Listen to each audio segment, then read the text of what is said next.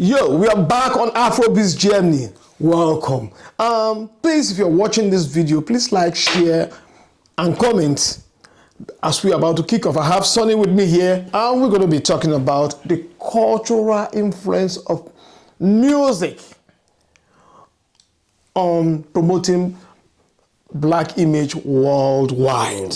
Yeah, we're going to be taking it from rhythm and blues. No, this is going to be from rock and roll, rhythm and blues, hip hop to Afrobeats.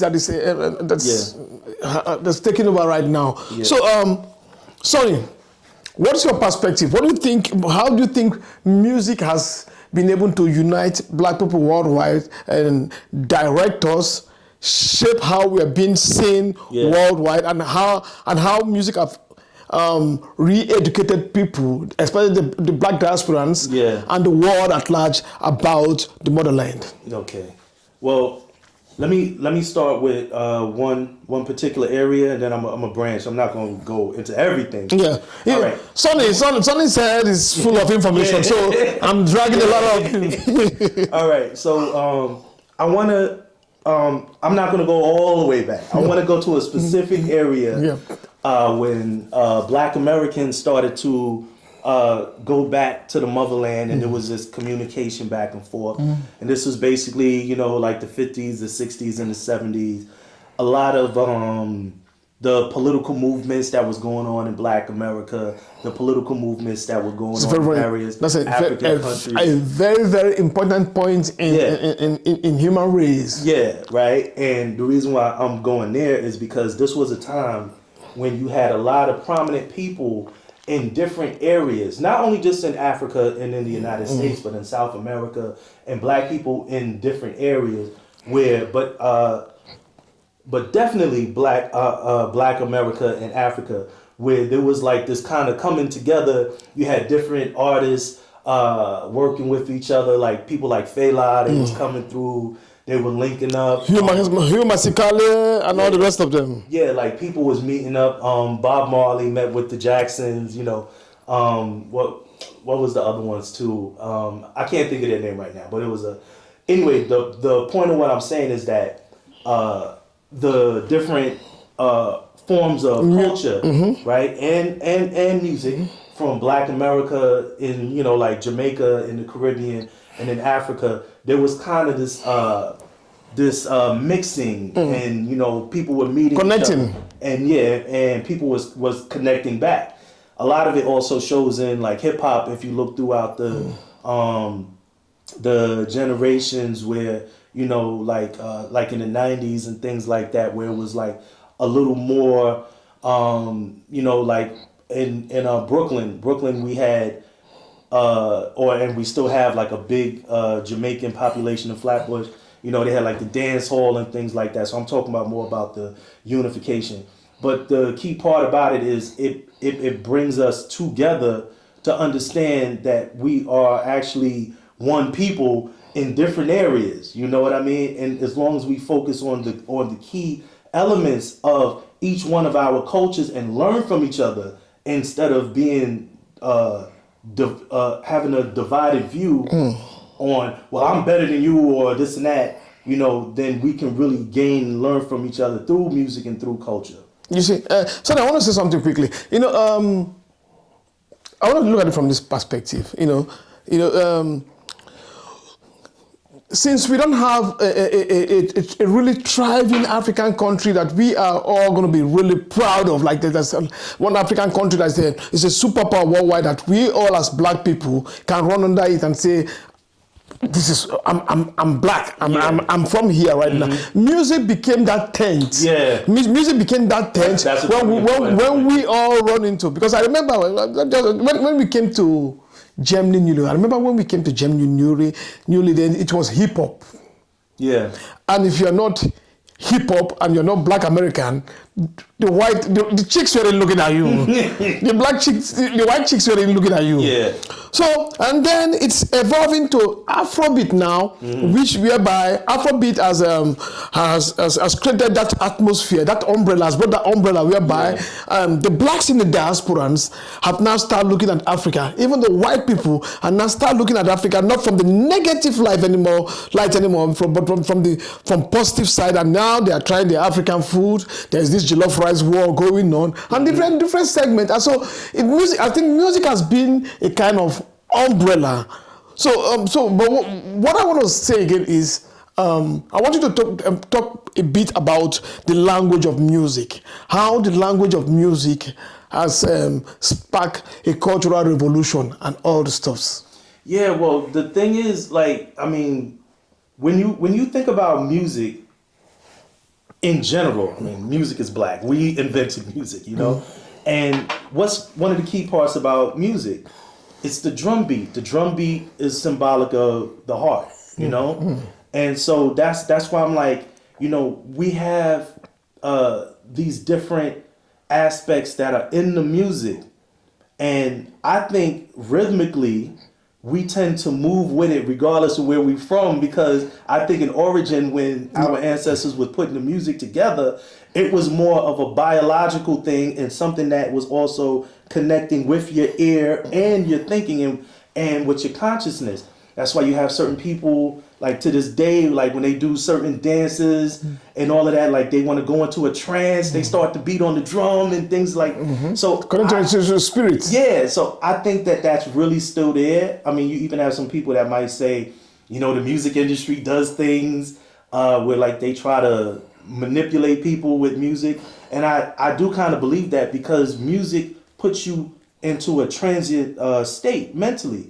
But I think as long as we are in control of this and realize this, then we are going to tap more into who we are, you know, with that. And you were going somewhere in our last discourse before somehow we deviated into something else, you know, like, we were talking about Michael Jackson. Okay, yeah. When owning a major part of Sony music, and thereby he could determine the direction of the music, what kind of message is being put out there. Yeah. Tell us a bit about how hip hop sparked the Black American Revolution, then how they spoke to people, and what changed, and that it diverted into what we have now. Well, let me say this. First of all, when you look at the mothers and fathers of hip hop, you know, it's like you got to go deep into the South with the blues. I mean, you got to deal with funk with James Brown and things. So a lot of what was going on, going back to what I was saying with that time in Black America, there was a lot of revolution and uprising anyway, because, you know, you had the civil rights movement, things of that nature going on. And now, not to go too deep, because you know me, like I said, I turned into a tree. You just drive. I go into a tree. I can branch out to each leaf. But the key part I want to say about hip hop was a music. I don't want to say in its origin, because it's way older than a lot of people give it credit. But when we go into this whole quote unquote New York City origin of hip hop, even though New York City isn't the origin, it's where people came together like a Mecca kind of thing, or like an ancient Kemet kind of thing, and put it together. It was a music that our oppressors hated. They never wanted us to have that music. They took all of our instruments away in the school and everything. We were all in poverty and stuff like that, and still we found ways to keep the message. And so back in the day, like in the, you know, the 70s and the 80s, you had like the Last Poets and all of them in like the 70s and stuff, like Grandmaster Flash and KRS-One. Yeah, going on. So Public Enemy. Public Enemy. Yeah. I really feel that Public Enemy was the pivotal point, because you had Public Enemy, and I'm not going to dump on NWA. I'm not going to dump on them, but they was used as because, you know, like when you hear a lot of them, they say that's not what we planned. You know, we were just doing our thing. I don't know the truth. I wasn't there, so I'm not going to dump on them. But when you have this image of Public Enemy, where they was just really, really out there, and Public Enemy was so big that they had a young white kid who was the quote unquote Jesus of Terminator wearing the Public Enemy shirt in Terminator 2, that shows you the power of the message, because he was a revolutionary in Terminator. He was John Connor, he's the one of the future. He's the Jesus Christ, but he's wearing a Public Enemy shirt. So that's showing you. And so what needed to happen in order for the corruption to succeed was that they had to start paying off these rappers, you know, and also introducing new rappers into the game. They were like, nah, we ain't about our people. We're not about our people. And dirty the language. Yeah. And in turn, in like the 90s, I would say that was like the ending. When Biggie and Pac was murdered, that left a big gap. That's when Jay-Z came in. And I'm from Brooklyn, but I don't really rock with Jay-Z for certain reasons. Diddy, that's why I don't rock with Diddy. I'll check the other part why. But we had a discussion just quite shortly. One of the things about Diddy is that I feel that, or Puffy, because we know him as Puffy, I felt that he took advantage of Biggie's death and used that to launch into the forefront, because everybody felt sad and, oh man, we gotta support him. And then the music that just started to come out was all about, oh, you hating, oh, you don't got no ice, you don't got no money, you don't got no nothing. And then it just started to become this whole monster. Like this monster of materialism, but the materialism had nothing to do with empowering the black community. So that's where I feel it happened. And the reason why it happened was because the rappers who were in those positions did not choose to own the culture. They let too many people in, and then that's why it is the way it is. You have to maintain and own and empower your people, and more importantly, your culture.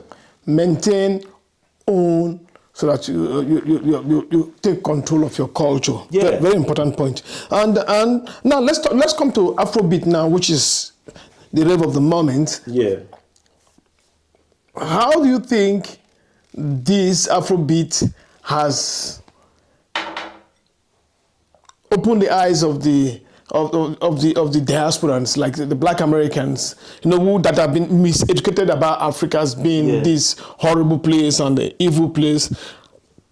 How have this reintroduced them to Africa? Well, let me tell you something, right? I didn't really know about Afrobeats too much until I came here. Right? This is a true story, and so to me, like, I was really interested in like learning, because I'm like, oh, and I think one of the things is that I get from it is also seeing like when you really get into it, you can see like the different types of dances, the culture, the music, and the thing about Afrobeats that I like too is that, like the artists, they kind of have their own little mellow way of going about doing things, and they have their music.